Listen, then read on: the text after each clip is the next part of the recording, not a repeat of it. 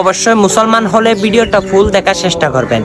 আমার প্রিয় নবীজির বড় স্ত্রী মা হাদিজাতুল কুবরা আমার রসুলকে বলে, ইয়া রাসূলুল্লাহ, আমি মারা যাওয়ার পর 3টা জিনিস আপনাকে করতে হবে, কারণ আমি হাদিজাতুল কুবরা আপনাকে জীবন জৈবন সহ, শুধু তাই না, আমার দন বাড়ি দৌলত আমি ফেলে রেখে আপনার প্রেমে মুগ্ধ হয়েছি, আপনাকে জীবন সঙ্গী করেছি ইয়া রাসূলুল্লাহ।